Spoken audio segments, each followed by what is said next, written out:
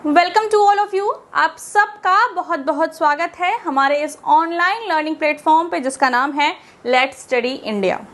Friends, हम discuss कर रहे थे टेरिडोफाइट्स पे कुछ MCQs. Part first already channel पे अपलोडेड है, ये है पार्ट सेकंड। उसमें हमने कुछ कम ही क्वेश्चन डिस्कस किए थे। आज की वीडियो थोड़ी लंबी होगी और इसमें हम जो है कंटिन्यूअस वे में बहुत सारे क्वेश्चंस विद एक्सप्लेनेशन जो हमारा पैटर्न है डिस्कस करने का उस हिसाब से डिस्कस करेंगे। तो चलिए बिना टाइम वेस्ट के स्टार्ट करते हैं आज के लेक्चर को। तो स्टार्ट करते हैं फर्स्ट क्वेश्चन के साथ। Where is the our first question? Just wait for a minute. ये देखिए फर्स्ट क्वेश्चन क्या है, in which of the following plant the diploid stage generally dominant. इनमें से जो आपका ऑप्शन दिया है algae, fungi, mosses and ferns, इनमें से ऐसा कौन सा स्टेज है? क्वेश्चन क्या है, in which of the following plants the diploid stage, important word क्या है, the diploid stage is generally dominant. जो डिप्लॉयड स्टेज है मतलब यहाँ पे बात की जा रही है किसके? स्पोरोफाइट्स की बात की जा रही है, स्पोरोफाइट्स की बात की जा रही है। इसमें से किसमें ऐसा होता है कि जो डिप्लॉयड स्टेज है या जो स्पोरोफाइटिक स्टेज है वो डोमिनेंट होती है? फर्स्ट ऑप्शन दिया है आपको एल्गी, सेकेंड आपको ऑप्शन दिया है फंगी, थर्ड ऑप्शन आपका मॉसेस है एंड फोर्थ ऑप्शन आपका फर्न्स है। अब आपको पता है कि स्पोरोफाइटिक स्टेज क्या होती है और गैमेटोफाइटिक स्टेज क्या होती है। स्पोरोफाइटिक स्टेज वो होती है जो आगे चल के स्पोर का फॉर्मेशन करती है और यहाँ पे होती है मियोसिस, और वहीं पे जो गैमेटोफिटिक स्टेज होती है ये स्पोर के जर्मिनेशन से बनती है। अगर लाइफ साइकिल की हम बात करें किसी भी प्लांट की, तो अगर स्पोरोफाइटिक है तो स्पोरोफाइटिक जो स्टेज होती है ये आगे मियोसिस करती है। क्या करती है? मियोसिस करती है। स्पोर मदर सेल्स मियोसिस करते हैं और यहाँ से हैप्लॉइड स्पोर्स का फॉर्मेशन करते हैं। ये स्पोर्स जर्मिनेट होते हैं और क्या बनाते हैं? गैमेटोफाइट्स बनाते हैं। ये स्पोर जर्मिनेट करके गैमेटोफाइट्स बनाते हैं। ये गैमेटोफाइट्स आगे चल के गैमिट्स बनाते हैं। इन गैमिट्स के फ्यूजन से आगे चल के जाइगोट बनता है और जाइगोट आगे चल के किस चीज़ का फॉर्मेशन करता है? ये फ्यूज करके आगे स्पोरोफाइट जनरेशन मतलब जाइगोट का फॉर्मेशन करते हैं। तो ये एक जनरल बेसिक सी लाइफ साइकिल होती है किसी भी प्लांट्स की। तो यहाँ पे पूछा है कि ये जो डिप्लॉयड स्टेज है ये जनरली डोमिनेंट होता है किस किस फेज में। इस क्वेश्चन का आंसर अगर आपने हमारे प्रीवियस टेरिडोफाइट से रिलेटेड एक भी वीडियोस देखी है तो आपको पता होगा, क्योंकि मोस्ट ऑफ द टाइम हमने ये चीजें रिवाइज करके आपको बताई हैं, या फिर अगर आपने पीवाईक्यू डिस्कशन वगैरह भी देखा है तो भी मे बी आपको इसका आंसर पता होगा। हमने कई बार एक ही कॉन्सेप्ट को समझ के रखा है, वही हम फिर से रिवाइज करेंगे कि हमारे पास जो इवोल्यूशन का जो पैटर्न है वो क्या है। हमारे पास एल्गी है, एल्गी के बाद हमारे पास ब्रायोफाइट्स हैं, ब्रायोफाइट्स के बाद हमारे पास टेरिडोफाइट्स हैं, टेरिडोफाइट्स हैं, टेरिडोफाइट्स के बाद हमारे पास जिम्नोस्पर्म्स हैं और जिम्नोस्पर्म्स के पास साथ हमारे पास क्या है? जिम्नोस्पर्म्स के बाद हमारे पास क्या है? एंजियोस्पर्म्स है। ये कंडीशन हमें देखने को मिलती है। तो अब इस कंडीशन से आपको क्या समझना है कि जो एल्गी होती है इसकी लाइफ साइकिल की मोस्ट ऑफ द जो स्टेज होती हैं वो गैमेटोफिटिक होती हैं, और एक जाइगोट जनरली एक ऐसा स्टेज होता है जो कि उसके स्पोरोफिटिक जनरेशन को रिप्रेजेंट करता है। एक मिनट, लाइट ऊपर क्यों ऑन है मैं उसे ऑफ कर देती हूँ और फैन भी ऑफ कर देती हूँ।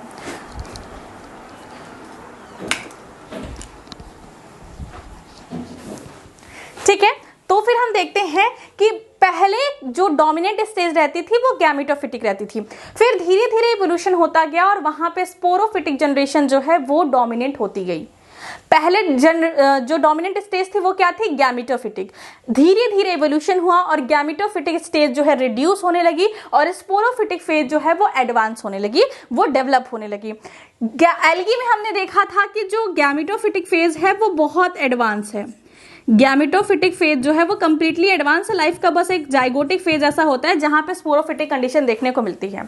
क्या कह सकते हैं कि sporophytic condition is highly reduce, highly इस तरीके से लिखते हैं, यहां पे लिखते हैं गैमेटोफिटिक। इस तरीके से एक चार्ट आपकी कॉपी में होना चाहिए। यहां पे लिख सकते हैं गैमेटोफिटिक और यहां पे लिख सकते हैं स्पोरोफिटिक, यहां पे लिख सकते हैं स्पोरोफिटिक। तो ये एल्गी है, ये ब्रायो का है, ये आपका टेरिडो का है, ये जिम्नो का है, ये एंजियो का है। गैमेटोफिटिक स्टेज यहाँ पे क्या होती है? हाईली डेवलप होती है, हाईली डेवलप्ड होती है और ये हाईली रिड्यूस होती है। एच से बस लिखते हैं हाईली रिड्यूस होती है। क्योंकि सिर्फ और सिर्फ एक जाइगोट ही होता है जो कि स्पोरोफिटिक जनरेशन को रिप्रेजेंट करता है। आगे चलते हैं ब्रायोफाइट्स में।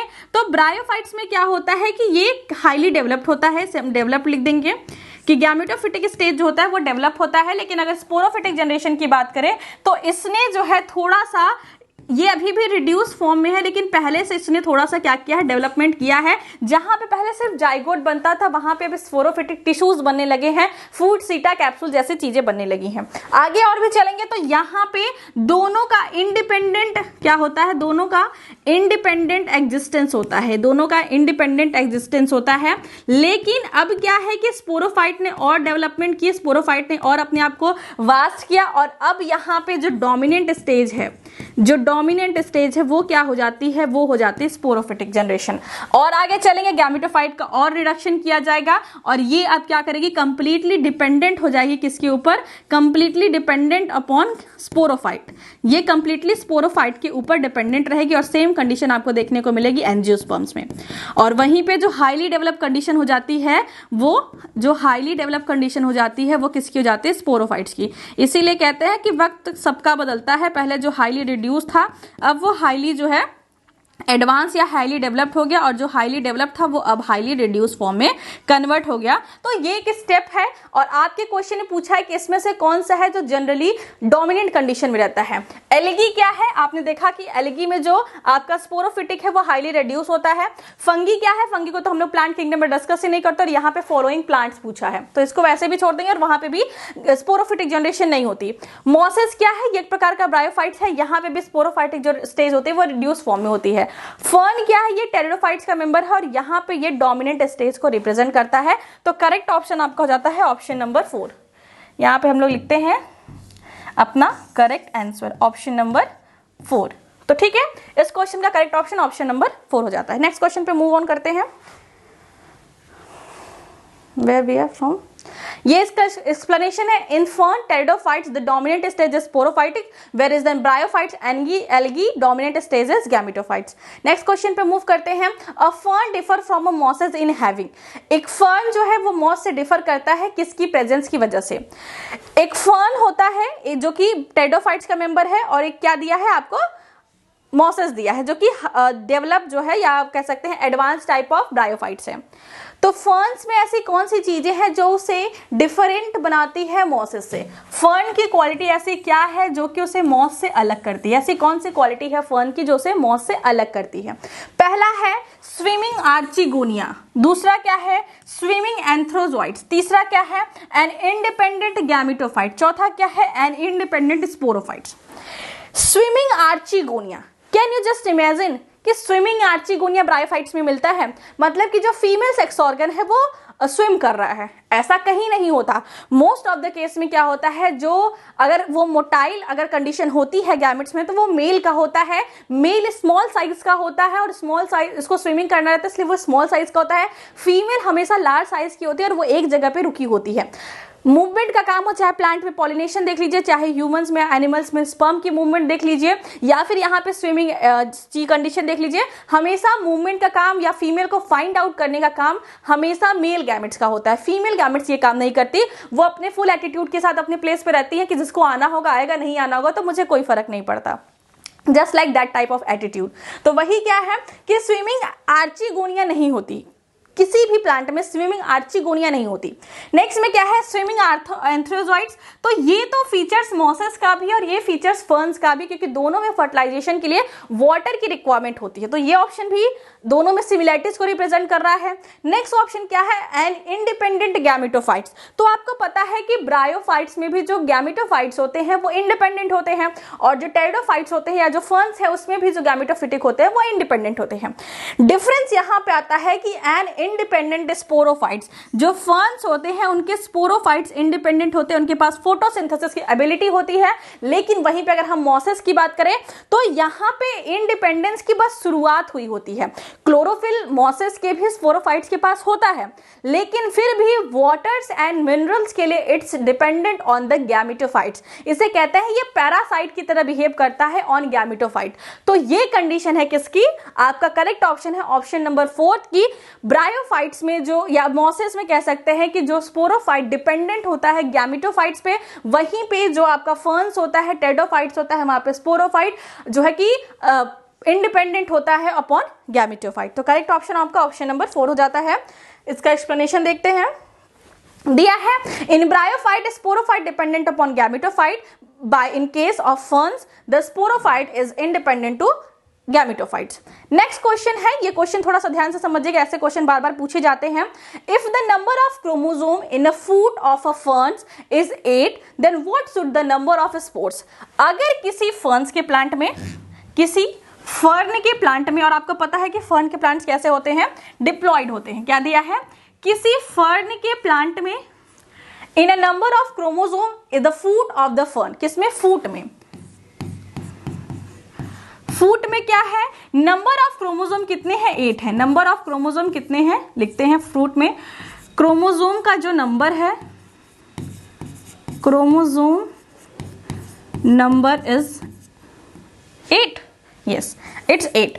What should the number of spores, अगर कोई फर्न का प्लांट है उसके फूट में, फूट सीटा कैप्सूल में, फूट वाला जो रीजन है वहां पे जो नंबर ऑफ क्रोमोसोम है वो 8 है, तो क्या होगा क्रोमोसोम का नंबर उनके स्पोर्स में। इसके लिए आपको पता होना चाहिए कि चाहे वो ब्रायोफाइट्स हो, चाहे टेरिडोफाइट्स हो, चाहे जिम्नोस्पर्म हो, चाहे एंजियोस्पर्म हो, चाहे वो एल्गी है, उसका कौन सा स्ट्रक्चर हैप्लॉइड होता है, कौन सा स्ट्रक्चर डिप्लॉइड होता है। ठीक है, क्योंकि अलग अलग में अलग अलग स्ट्रक्चर अलग अलग तरीके के हो सकते हैं। जैसे कि मेन प्लांट अगर हम पूछे कि एल्गी के मेन प्लांट का क्या होता है, तो वो हैप्लॉइड होता है। ब्रायोफाइट का मेन प्लांट क्या होता है, वो भी हैप्लॉइड होता है। उसके स्पोर्स भी हैप्लॉइड होते हैं, लेकिन उसके स्पोरोफिटिक कंडीशन से कैप्सूल, फूट, सीटा, ये डिप्लॉइड होते हैं। अगर हम बात करें टेरिडोफाइट्स की, तो टेरिडोफाइट्स की कंप्लीट बॉडी उसकी डिप्लॉइड होती है, स्पोरोफाइटिक होती है। उसका फूट, सीटा, कैप्सूल भी स्पोरोफाइटिक होता है, लेकिन उसका जो स्पोर बनता है वो हैप्लॉइड बनता है। अभी हमने एक लाइफ साइकिल देखी थी, उसको एक बार हम फिर से कंटिन्यू करते हैं। लाइफ साइकिल में हमने क्या देखा था, लाइफ साइकिल में हमने देखा था कि हमारे पास क्या था, एक स्पोरोफाइटिक स्टेज थी, स्पोरोफाइटिक स्टेज थी। यहां पे थोड़ा सा हम लोग डिटेल में बनाएंगे। हमारे पास स्पोरोफिटिक स्टेज थी, यहां से स्पोरोफिटिक स्टेज में क्या था, फूट, सीटा, कैप्सूल था। क्या था हमारे पास, फूट, सीटा एंड कैप्सूल। मान लीजिए इस तरीके से स्पोरोफाइटिक स्टेज थी, फूट, सीटा, कैप्सूल था। हालांकि ये स्पेशली या कैरेक्टरिस्टिक फीचर है ब्रायोफाइट का, बट फिर भी यहाँ पे फूट की बात की गई है, तो हम लोग फूट, सीटा, कैप्सूल तीनों को समझ लेते हैं। यही लाइफ साइकिल आपको ब्रायोफाइट्स में भी देखने को मिलेगी। उसके बाद क्या है, फूट, सीटा और कैप्सूल में से जो कैप्सूल है वहां पे प्रेजेंट होती हैं स्पोर मदर सेल्स। क्या प्रेजेंट होती हैं, स्पोर मदर सेल। ये स्पोर मदर सेल्स क्या करती हैं, ये स्पोर मदर सेल्स करती हैं मियोसिस। मियोसिस करने के बाद ये बनाती हैं स्पोर्स, ये बनाती हैं स्पोर्स। स्पोर बनाने के बाद ये स्पोर क्या करते हैं, ये स्पोर करते हैं जर्मिनेट और बनाते हैं गैमेटोफाइटिक स्टेज। ये बनाते हैं गैमेटोफिटिक स्टेज। गैमेटोफिटिक स्टेज में मेल गैमेट्स और फीमेल गैमेट्स अगर अलग अलग प्लांट पे है तो अलग अलग गैमेटोफाइट से डेवलप होंगे, अगर सेम प्लांट पे डेवलप होते तो सेम प्लांट से डेवलप होंगे। तो मान लीजिए कि यहाँ से आपके पास फीमेल गैमेटोफाइट्स बनते हैं और यहाँ पे आपके पास मेल गैमेटोफाइट्स बनता है और इनके गैमेट्स बनते हैं। इनके गैमेट्स यूज करके क्या बनाते हैं, जाइगोट बनाते हैं, जिसे कहते हैं mother cell of the sporophytes. और ये जाइगोट आगे चल के क्या करता है, स्पोरोफिटिक कंडीशन बनाती है। अब एक बार लिखते हैं कि किसकी प्लॉइडी क्या है। हमारे पास जो स्पोरोफाइट्स है फर्न के केस में डिप्लॉइड होती है, मतलब मेन प्लांट बॉडी जो है वो डिप्लॉइड होती है। कहीं पे भी स्पोरोफाइटिक कंडीशन जो होती है वो डिप्लॉइड होती है। फूट, सीटा, कैप्सूल भी मियोसिस से बना, माइटोसिस से बना है, तो ये भी डिप्लॉइड होगा। इसी कैप्सूल के अंदर डिफरेंशिएटेड सेल्स होती है जिसे स्पोर मदर सेल कहते हैं, तो वो भी डिप्लॉइड होगा। उसके बाद यहाँ पे होती है मियोसिस, और मियोसिस में आपको पता है कि जो डॉटर सेल्स होती हैं उनका क्रोमोसोम मदर क्रोमोसोम का हाफ हो जाता है। ये हाफ क्रोमोसोम फिर जर्मिनेट करेगा, तो यहाँ पे भी माइटोसिस होता है, तो ये हाफ ही रहेंगे। फिर इस तरीके से गैमेट्स का फॉर्मेशन होता है, तो यहाँ पे भी हैप्लॉइड कंडीशन रहेगी। जब ये फ्यूज करेगा, फर्टिलाइजेशन होगा, तो ये हैप्लॉइड और हैप्लॉइड कंडीशन मिलके क्या करेगी, डिप्लॉइड कंडीशन का फॉर्मेशन कर लेगी। हमको पूछा क्या है, हमको ये वाला स्टेज पूछा है और दिया है हमको ये वाला स्टेज। हमको दिया है क्या, फूट, सीटा और कैप्सूल वाला स्टेज, और हमसे पूछा है स्पोर वाला स्टेज। तो इसका मतलब कि अगर फूट, सीटा हमारे पास 4 है, तो फूट अगर 4 है तो कैप्सूल के पास 8 है, तो कैप्सूल के पास भी जो क्रोमोसोम का नंबर होगा वो 8 होगा, और जो स्पोर मदर सेल्स बनेंगे उनके पास भी क्रोमोसोम का नंबर 8 होगा।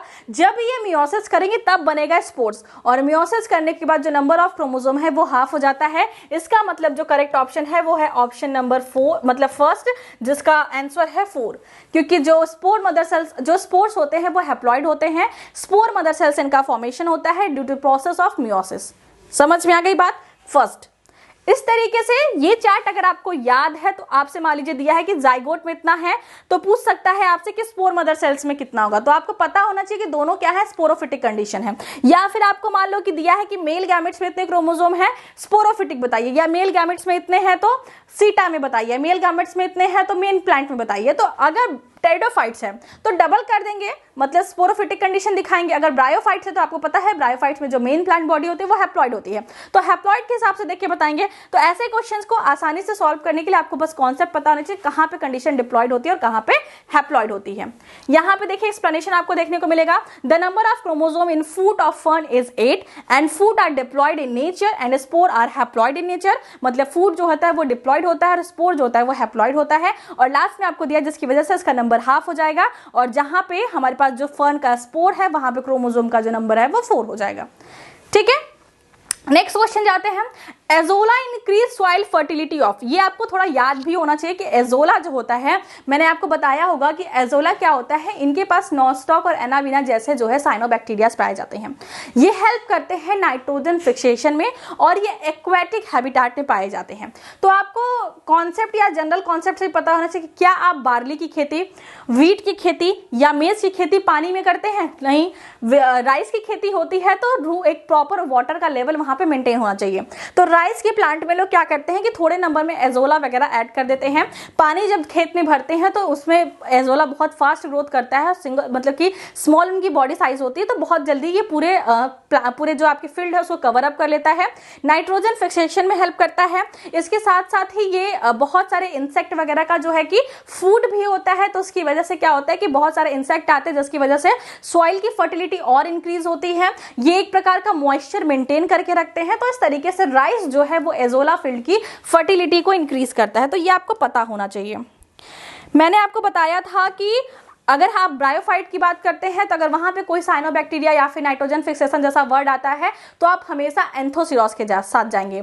अगर टेरिडोफाइट्स होता है तो आपके लेवल पे हमेशा आप एजोला के साथ जाएंगे। अगर जिम्नोस्पर्म की बात होती है तो आप हमेशा साइकस के साथ जाएंगे, साइकस की कोरोलॉइड रूट्स के साथ। और अगर एंजियोस्पर्म में पूछता है तो आप लेग्यूमिनस या नॉन लेग्यूमिनस जो भी तरीके का पूछेगा उस हिसाब से आप जाएंगे। तो यहाँ पे हमारा जो करेक्ट ऑप्शन है वो है राइस।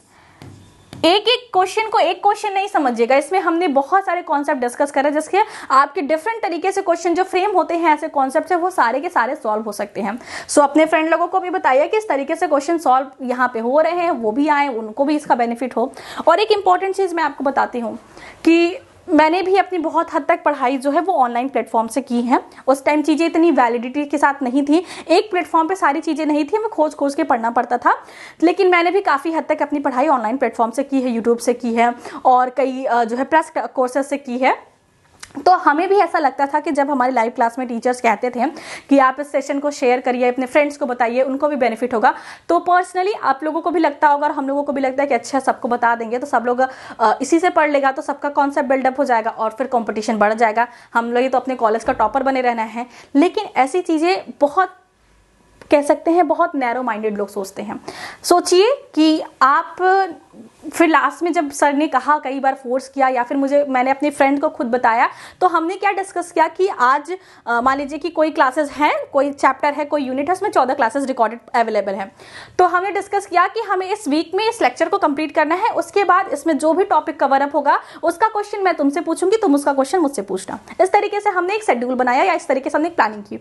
स्टार्टिंग में मैंने जो भी मतलब कि मुझे जो टीचर अच्छे लगते थे या मुझे जहाँ का कंटेंट ऑथेंटिक लगता था, मैंने किसी के साथ शेयर नहीं करती थी। मुझे भी यही लगता था कि अगर सबको बता दिया जाएगा तो फिर जो अपना टॉपर वाला टैग है वो हट जाएगा या फिर ऐसी प्रॉब्लम्स हो सकती हैं, बहुत कंपटीशन बढ़ जाएगा, मैं क्यों बताऊं दूसरों को, मैंने इतनी मेहनत से खोजा है। लेकिन जब सर ने कहा कि अगर आप पढ़ाई करते हो तो आपको पढ़ाई का माहौल बनाना पड़ता है, जब मैंने अपने फ्रेंड के साथ शेयर किया तो हम लोगों को बहुत ज़्यादा बेनिफिट हुआ। हमारे जो टॉपिक्स थे वो बहुत अच्छी तरीके से क्लियर हो जाते हैं, क्योंकि ऐसे आपको लगता है कि इसको पढ़ना है तो आपको उतना फोर्स नहीं रहता, लेकिन ऐसा लगता है कि आप दो लोगों को करना है और दोनों में से कौन अच्छा करता है तो आप चीज़ों को बहुत अच्छी तरीके से कर सकते हैं। तो आप लोग अगर इस प्लेटफॉर्म से आपको थोड़ा सा भी बेनिफिट मिलता है तो अपने सर्कल में इस चीज़ों को शेयर करिए, पढ़ाई का माहौल अपने साथ बनाइए। आपको एक फोर्स रहेगा आपके माइंड में कि आपको ये सारी चीज़ें प्रिपेयर करनी, क्योंकि एट द लास्ट आपको जो कॉम्पिटिशन देना है, आपको जो एंट्रेंस एग्जाम देना है, आपको जो कॉम्पिटेटिव एग्जाम देना है वो ऑल ओवर इंडिया के बच्चों के साथ देना है, ना कि सिर्फ अपने कॉलेज के बच्चों के साथ। तो अपने कॉलेज का कंपटीशन इतना हाईली डेवलप करिए कि जब आप पूरे वर्ल्ड के साथ या पूरे इंडिया के साथ कॉम्पिटिट कर रहे हो तो आपको वो कोई बहुत बड़ी चीज ना लगे। इसीलिए एक हेल्दी इन्वायरमेंट क्रिएट करना बहुत इंपॉर्टेंट होता है, ताकि आप लोग जब डिस्कस भी करें, जब बात भी करें तो इसी लेक्चर के बारे में करें, इसी टॉपिक के बारे में करें। इसलिए बहुत लोगों से आप नहीं कर सकते तो कम से कम अपने फ्रेंड सर्कल में जिसके साथ आप पढ़ाई करते हैं, डिस्कशन बातचीत करते हैं, क्वेश्चन सॉल्व करते हैं, कम से कम उनके साथ वो सारे प्लेटफॉर्म जिससे ही भी आपको लगता है कि आपको बेनिफिट मिलता है, वहाँ के क्वेश्चन या वहाँ के जो कंटेंट है वो ऑथेंटिक होते हैं, जो टीचर अच्छा पढ़ाते हैं, मेहनत करते हैं, उनके कंटेंट को एक बार शेयर करिए। आपका भी बेनिफिट होगा और वो एजुकेटर जो है उसका भी बेनिफिट होगा। और बस स्टार्ट करते हैं, चलिए। और ये चीज़ें बहुत इंपॉर्टेंट है। पहले एज अ स्टूडेंट, अभी हमारी एज आपकी एज में बहुत सारा डिफरेंस नहीं है, तो मैं रिलेट कर पाती हूँ कि आप लोग ऐसी चीज़ों के साथ क्या सोचते होंगे, क्योंकि 2-4 साल पहले हम लोग भी यही चीज़ों को इसी तरीके से हैंडल करते थे। लेकिन ये जो 4-5 साल का एज डिफरेंस होगा, या बहुत होगा तो 5-6 साल का एज डिफरेंस होगा, ये एज डिफरेंस एक बहुत सारी चीज़ों को जो हमने सीखी हैं वो हम चाहते हैं कि आप इतने साल पहले ही सीख लें, ताकि जो गलतियां हमने की थी वो आपके साथ ना हो। तो स्टार्ट करते हैं इस टॉपिक के साथ। आप लोग ट्राई करिएगा, नहीं पहले ज़्यादा लोगों के साथ शेयर करिएगा, तो जो आपका बेस्ट फ्रेंड होगा या जो आपके साथ हमेशा रहती होगी, या लड़का होगा या लड़की होगी, उसके साथ शेयर करके देखिएगा। आपको अगर बेनिफिट होता है तो आप एक पूरा प्रॉपर ग्रुप बनाइए और अच्छी तरीके से पढ़ाई करिए, ताकि जब रिजल्ट आए तो पूरा कमेंट बॉक्स भरा होना चाहिए कि ma'am we are got a very good rank या very good percentage on our exam and everythings. क्योंकि असली सक्सेस, असली जो मोटिवेशन होता है वो वहीं से आता है। स्टार्ट करते हैं।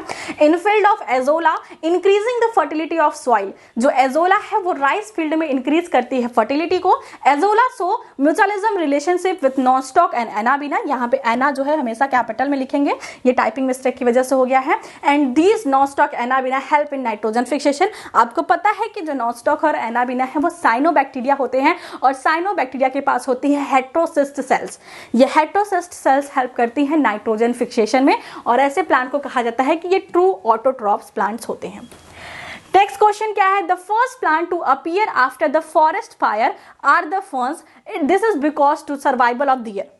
अगर किसी बड़े से जंगल में या किसी बड़े से एरिया में आग लग जाती है, ठीक है, तो वहां पे आग लगने के बाद जब सब कुछ नॉर्मल हो जाता है तो सबसे पहले जो प्लांट डेवलप होता है, ग्रो होता है, वो प्लांट आपको देखने को मिलेगा फर्न्स। अगर उस एरिया में फर्न्स ग्रो होते हैं, मान लीजिए कोई एक जंगल है बड़ा सा, कोई एक जंगल इस तरीके से है, इसमें बहुत सारे प्लांट थे, बहुत सारे प्लांट थे, आपके एल्गी से लेके पूरा एंजियोस्पर्म तक भरा पड़ा था। अब इस जंगल में लग गई क्या? आग। अब आग का इमोजी बनाने तो मुझे आता नहीं है, बट आई विल ट्राई। कुछ भी कर दो यार, आग लगा दो, फायर, पूरा आग लग गया। अब इसके बाद जब आग खत्म हुआ, टेम्परेचर नॉर्मल हुआ, तो यहाँ पे नए नए सैम्पलिंग्स ग्रो होना स्टार्ट हो जाएंगे। यहाँ पे नए नए सैम्पलिंग्स ग्रो होना स्टार्ट हो जाएंगे। तो जो सबसे पहला सैम्पलिंग ग्रो होता है वो होता है फर्न्स का, वो होता है फर्न्स का। तो ऐसा क्यों होता है? Why ferns grow firstly? क्या ऐसा चीज होता है जो अभी भी उस सॉइल में या उस एनवायरनमेंट में प्रेजेंट है, जो कि सबसे पहले फर्न्स को ग्रो करने में हेल्प करता है? तो आपको दिया है spore, leaf, front and rhizomes. क्या दिया है? Spore, leaf, front and rhizome. Spore क्या है? स्पोर क्या है? जो आपका स्पोरोफाइटिक होता है, वहां से मियोसिस की वजह से स्ट्रक्चर बनता है, वो स्पोर होता है। सेकंड में लीफ आपको पता है, फ्रॉन्ट पता है, राइजोम पता है। यहाँ पे होता क्या है कि जो फर्न्स होते हैं, इनका जो रूट होता है वो राइजोम लाइक स्ट्रक्चर बनाते हैं। जैसे आप अदरक देखते हैं तो अदरक और जो है हल्दी, ये सारे जो प्लांट होते हैं वो भी एक प्रकार के राइजोम होते हैं। ये राइजोम जो है, जैसे कि आप घर में अगर अदरक रख देते हैं तो अगर कंडीशन जब नॉर्मल होती है, थोड़ा मॉइस्चर वगैरह रहता है, तो देखेंगे कि उसमें छोटे छोटे आंखें निकलने लगते हैं, छोटा छोटा जैसे उसमें व्हाइट व्हाइट बर्ड निकलने लगते हैं। अगर उसे थोड़ा सा मिट्टी में दबा देंगे, थोड़ा सा कंडीशन फेवरेबल देंगे, तो वहां से कंप्लीट प्लांट बन जाएगा। घर पे अदरक की खेती करनी है तो घर पे मार्केट से अदरक जो आता है उसमें से जो अदरक जर्मिनेट होने लगता है, उसके थोड़े से हिस्से को कट करो, सॉइल में आपको रखना है, थोड़ा सा उसको पानी वगैरह देना है, उसके बाद एक कंप्लीट अदरक का प्लांट आपको मिल जाएगा। फिर उसके बाद वहां पे एक जैसे होता है ना बांस लगा दो तो बांस में पूरे गट्ठर हो जाते हैं, उसी तरीके से उसमें से बगल से ब्रांचेस निकलेंगे, उससे कट कर करके सैम्पलिंग, मदर सैम्पलिंग की तरह से यूज करो, कंप्लीट आपका जो है आपके यार्ड में, आपके खेत में अदरक की जो है फॉर्मिंग तैयार हो जाएगी। फिर अदरक कभी खरीदने की जरूरत नहीं होगी, हम लोग ऐसा करते थे इसलिए हम आपको बता रहे हैं। नेक्स्ट में क्या है, राइजोम जो है वो एक ऐसी कंडीशन होती है जो कि फूड स्टोरेज करती है, ये स्टेम का ही पार्ट होता है। ये राइजोम जो है वो सॉइल के अंदर प्रेजेंट होता है और फर्न जो फायर होती है उसके ज्यादा अफेक्टेड नहीं होता है, इसलिए जब फायर खत्म हो जाती है तो फर्न का राइजोम ही सबसे पहले जर्मिनेट होता है और सबसे पहला प्लांट के रूप में आइडेंटिफाई करता है। तो ऑप्शन का करेक्ट ऑप्शन डी हो जाता है। The first plant to appear after the forest fire are the ferns. जो पहला प्लांट होता है फॉरेस्ट फायर के बाद जो अपीयर होता है वो फर्न्स होता है। This is because of the survival of their rhizoids. ये क्यों होता है, क्योंकि उनके जो राइजोइड्स होते हैं वो सर्वाइव कर पाते हैं फायर की कंडीशन में भी। Rhizoids are root like structure, not true roots. जो राइजोइड्स होते हैं ये रूट लाइक स्ट्रक्चर होते हैं। जब हमने पढ़ा था मॉडिफिकेशन ऑफ स्टेम तो हमने तीन तरीके से पढ़ा था कि मॉडिफिकेशन ऑफ क्या, underground stem, modification of sub aerial stem और मॉडिफिकेशन ऑफ एरियल स्टेम। तो जब हमने पढ़ा था मॉडिफिकेशन ऑफ अंडरग्राउंड स्टेम तो हमने क्या पढ़ा था, राइजोम पढ़ा था, ट्यूबर पढ़ा था, बल्ब पढ़ा था, इस तरीके से कॉर्न पढ़ा था, तो हमने पढ़ा था वहां पे। तो जो राइजोम होते हैं वो स्टेम का ही एक पार्ट होते हैं, लेकिन वो फूड स्टोर करते हैं और सॉइल सरफेस के नीचे रहते हैं, इसलिए इसे हम लोग राइजोइड्स या राइजोम कहते हैं। नेक्स्ट में दिया है, यहाँ पे राइजोइड्स नहीं राइजोम होना चाहिए था, राइजोइड तो वो यूनिसेलुलर स्ट्रक्चर हो जाता है, यहाँ पे होना चाहिए था राइजोम। फिर दिया है that consist of single greatly elongated cells, water and mineral salt are absorbed over the whole structure. Rhizoids anchor the prothallus to the soil. They remain intact inside the soil even after the forest fire. Fire होने के बाद भी ये soil में present होते हैं और ये आगे चल के नए प्लांट को डेवलप करने में हेल्प करते हैं। नेक्स्ट में देखते हैं क्या दिया है, विच of the following is the correct statement. इसमें से कौन सा है जो कि करेक्ट स्टेटमेंट को बताता है। तो करेक्ट पूछा है तो सबसे पहले करेक्ट को हाईलाइट कर लेंगे कि यहाँ पे हमसे क्या पूछा है, करेक्ट स्टेटमेंट। एक एक करके स्टेटमेंट को रीड करते हैं। पहला स्टेटमेंट क्या है कि pteridophytes gametophytes has a protonemal and leafy stage. जो टेरिडोफाइट का जो गैमेटोफिटिक स्टेज होता है उसके पास क्या होता है, वो प्रोटोनिमल होता है और उसके पास जो लीफी स्टेज होता है वो क्या होता है, गैमेटोफिटिक होता है। कहने का मतलब ये है कि टेरिडोफाइट्स में जो प्रोमिनेंट लीफी स्टेज होता है वो गैमेटोफाइट होता है। पहला ऑप्शन ये है। दूसरा ऑप्शन क्या है, इन gymnosperm female gametophyte is free living. जो जिम्नोस्पर्म्स होते हैं उनके अंदर जो फीमेल गैमेटोफाइट है, मतलब कि जहां पे हम लोग बात कर रहे हैं आर्चिगोनिया की, वो फ्री लिविंग होती है। नेक्स्ट में क्या है, antheridiophore and archegoniophore are present in the pteridophytes. जो एंथ्रीडियोफोर्स या आर्चिगोनियोफोर्स हैं वो टेरिडोफाइट्स में प्रेजेंट होते हैं। नेक्स्ट में क्या है, origin of seed habit can be trace in pteridophytes. जो सीड हैबिट का ओरिजिन है वो सबसे पहले कहां पे देखा गया था, ये सीड हैबिट की जो ओरिजिन है वो देखा गया था टेरिडोफाइट्स में। तो ये आपका क्या है, क्वेश्चन है, ये आपका क्वेश्चन है। अब एक एक करके ऑप्शन को एलिमिनेट करते हैं और ट्रू आंसर तक पहुंचते हैं। सबसे पहले दिया है कि जो टेरिडोफाइट का गैमेटोफाइट है वो उसके लीफी स्टेज को रिप्रेजेंट करता है, मतलब जो लीफ वाला स्टेज है वो उसके गैमेटोफाइट को रिप्रेजेंट करता है, लेकिन एक्चुअल में ऐसी कंडीशन नहीं होती है। क्या होता है कि जो लीफी स्टेज होता है, क्योंकि मैंने आपको बताया कि जो डोमिनेंट स्टेज होती है वो क्या होती है, वो स्पोरोफाइटिक होती है। वो क्या होती है, स्पोरोफिटिक होती है, और स्पोरोफिटिक ही उसके मेन प्लांट बॉडी को रिप्रेजेंट करती है। जो लीफी स्ट्रक्चर आपको देखने को मिलता है वो उसका स्पोरोफिटिक जनरेशन होता है, ना कि गैमेटोफिटिक। तो पहला ऑप्शन तो क्या हो गया, पहला ऑप्शन तो बिल्कुल सैड वाला हो गया। ये क्या हो गया, ये हो गया रॉन्ग। ये क्या हो गया बेचारा, रॉन्ग, रो भी रहा है, तो ये हो गया रॉन्ग। सेकंड में क्या है, इन gymnosperm female gametophyte is free living. जो जिम्नोस्पर्म है यहाँ पे जो फीमेल गैमेटोफाइट्स है वो फ्री लिविंग होती है। फीमेल गैमेटोफाइट फ्री लिविंग किस में होती है, एल्गी में होती है, ब्रायो में होती है, टेरिडो में होती है। जैसे ही हम जाते हैं जिम्नोस्पर्म और एंजियोस्पर्म, वहां पे गैमेटोफिटिक स्टेज जो है वो हाईली रिड्यूस होती है और कंप्लीटली डिपेंडेंट होती है स्पोरोफाइटिक के ऊपर। तो ये ऑप्शन भी क्या हो गया, सैड वाला हो गया, मतलब रॉन्ग हो गया। हमको यहाँ पे फाइंड आउट करना है क्या करेक्ट आंसर। नेक्स्ट में क्या है, एंथ्रीडियोफोर और आर्चिगोनियोफोर फाउंड इन द टेरिडोफाइट्स। नहीं, जो ब्रायोफाइट्स होते हैं वहां पे एंथ्रीडियोफोर्स और आर्चिगोनियोफोर्स मिलते हैं। आप देखेंगे मार्केंसिया में एक डंडी होती है, उसके ऊपर एंथ्रीडियोफोर और आर्चिगोनियोफोर का फॉर्मेशन होता है। तो ये टेरिडोफाइट्स का फीचर नहीं है। नेक्स्ट में क्या है, origin of seed habit can be trace in pteridophytes. मैंने आपको कई बार बताया है कि जो सीड बने थे, जो स्टेब्लिशमेंट हुआ था सीड हैबिट का, वो हुआ था जिम्नोस्पर्म में, लेकिन ऐसे स्ट्रक्चर ट्रेस हुए थे, ऐसा फिनोमिना ट्रेस हुआ था किसमें, टेरिडोफाइट्स में। आपको एक वर्ड याद होगा, हेट्रोस्पोरी इन टेरिडोफाइट्स। तो हेट्रोस्पोरी जो है वो एक ट्रेस ही है सीड फॉर्मेशन का। तो ये हमारा करेक्ट ऑप्शन है और ये प्रॉपर स्माइल करता हुआ हमारा ऑप्शन है। तो करेक्ट ऑप्शन क्या हो गया, ऑप्शन नंबर 4 कि जो सीड हैबिट जो ट्रेस की गई थी वो टेरिडोफाइट्स में की गई थी। अगर पूछा होता कि कहां पे स्टेब्लिश्ड हुआ था सीड हैबिटेट, तो आप श्योर शॉर्ट जिम्नोस्पर्म के साथ जाते हैं, लेकिन यहां पे ट्रेस पूछा है तो ये आप टेरिडोफाइट्स के साथ जाएंगे। करेक्ट ऑप्शन आपका ऑप्शन नंबर डी हो जाता है। देखते हैं आंसर आगे। इस क्वेश्चन का एक्सप्लेनेशन देखिए, heterosporia trace in pteridophytes and heterosporia based of the seed formation. जो हेट्रोस्पोरी है वो सबसे पहले टेरिडोफाइट्स में देखी गई थी और हेट्रोस्पोरी ही कही जाती है ट्रेस या फिर evolution of the seed habitat. Next में क्या है, while entering the neck of the fern archegonium sperm shows. जब आपका स्पर्म या जब आपका मेल गैमेट, जो सिलिएटेड मेल गैमेट्स होता है, जब वो फीमेल की आर्चिगोनिया में एंटर करता है तो वो कौन सा, ये इसमें से कौन से फिनोमिना को शो करता है। मतलब पूछा ये है कि अगर आप टेरिडोफाइट्स बनाते हो या फिर आपको यहाँ पे स्पेशली टेरिडोफाइट्स वगैरह कुछ नहीं दिया है, यहाँ पे सिर्फ और सिर्फ आर्चिगोनियम दिया है। मतलब आप ब्रायोफाइट्स भी समझ सकते हैं, टेरिडो भी समझ सकते हैं, जिम्नो भी समझ सकते हैं।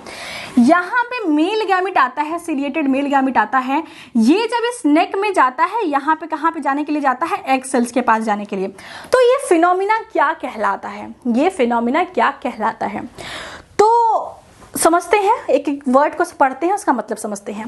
फाइटोटैक्सी, कीमोटैक्सी, थर्मोटैक्सी और साइक्लोसिस। एक टर्म आपने पढ़ा है फाइटोटैक्सिक और एक टर्म आपने पढ़ा है फाइटोट्रॉपिक। दोनों का मतलब समझते हैं। फोटो टैक्सी और आपने एक टर्म पढ़ा है फोटोट्रॉपिक। फोटोट्रॉपिक एक टर्म और रहता है फोटोपीरियोडिज्म। तो फोटोपीरियोडिज्म तो डिफरेंट थिंग है, वहां पे क्या होता है कि प्लांट जो है वो लाइट की ड्यूरेशन के हिसाब से फंक्शन करती है। तो वो फोटोपीरियोडिज्म का क्या मतलब, पीरियोडिक का मतलब क्या है, पीरियड।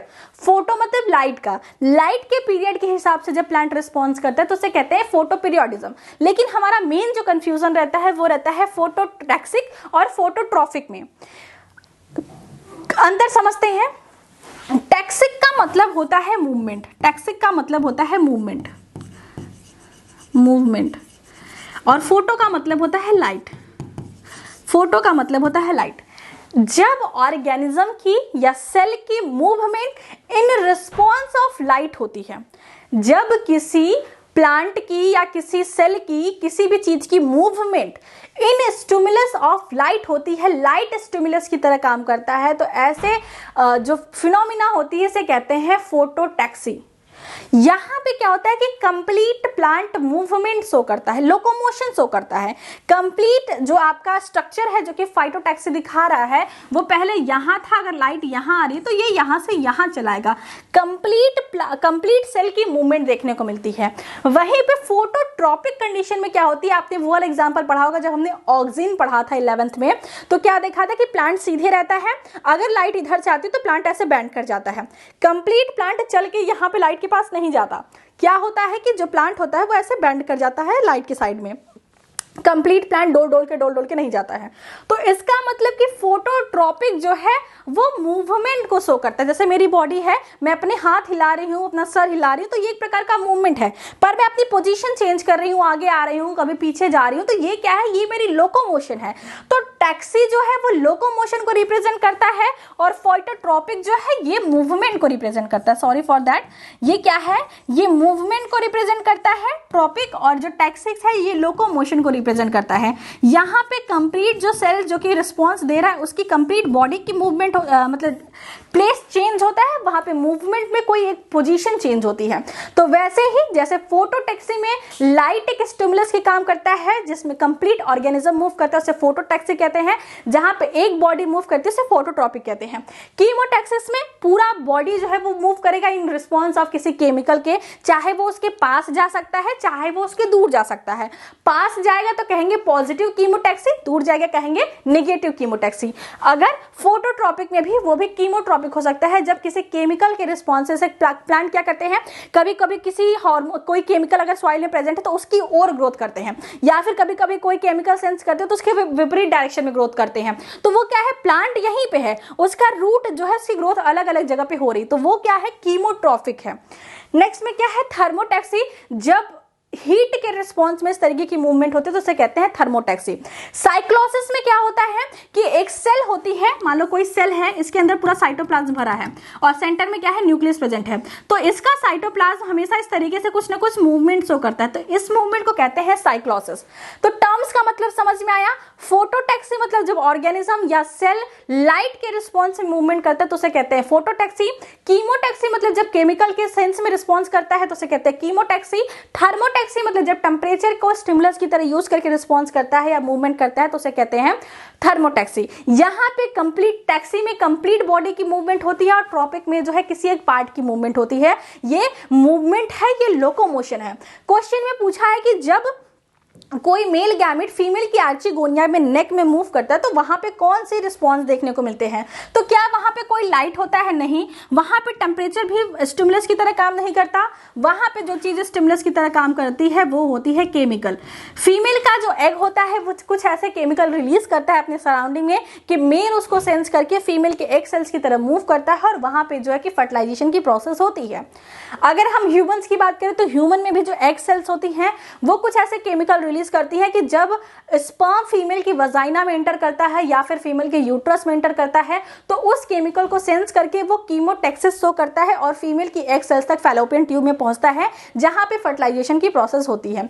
तो ये चीजें जो है कीमोटैक्सिस की तरह वर्क करती है, मतलब कि यहाँ पे केमिकल रिस्पॉन्स की तरह, केमिकल एक स्टिमुलस की तरह बिहेव करता है जो कि मूवमेंट में हेल्प कराता है। तो ये क्वेश्चन का करेक्ट ऑप्शन ऑप्शन नंबर 2 हो जाता है। आई होप कि आपको समझ में आया होगा, क्योंकि बच्चों को हमेशा टैक्सिस और ट्रॉफिक में कंफ्यूजन होता है, टैक्सिस में और ट्रॉफिक में हमेशा कंफ्यूजन होता है। यहाँ पे देखिए दिया है कीमोटैक्सिस क्या है, movement of motile cell in response of chemical substance release by egg sales.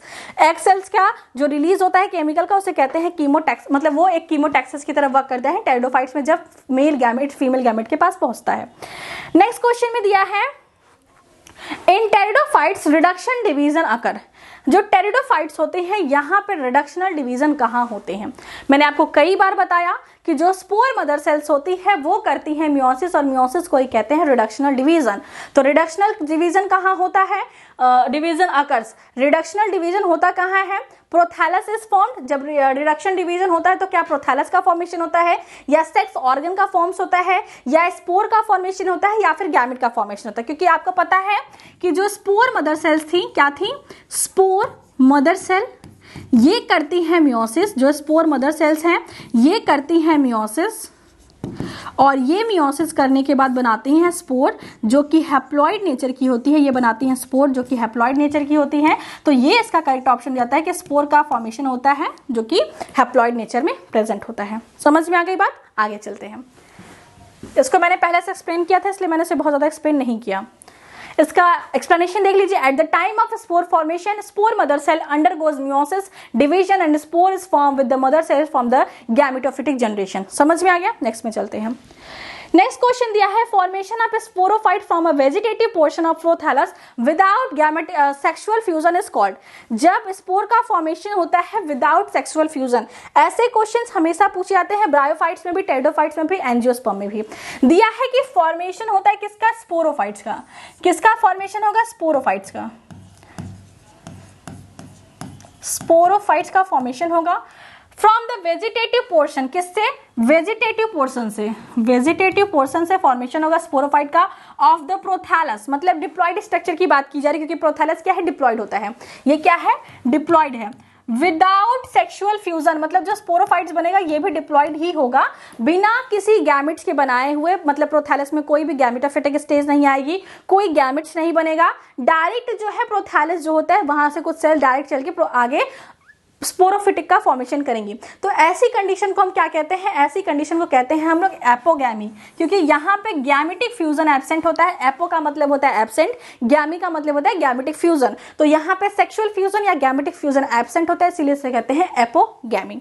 अगर स्पोर फॉर्मेशन यहाँ पे एब्सेंट होता है तो इसे कहते हैं एपोस्पोरी। एपोमिक्सिस और एपोकार्पी हमने आपको एंजियोस्पर्मिक वाले प्लांट वाले पार्ट में पढ़ाया था।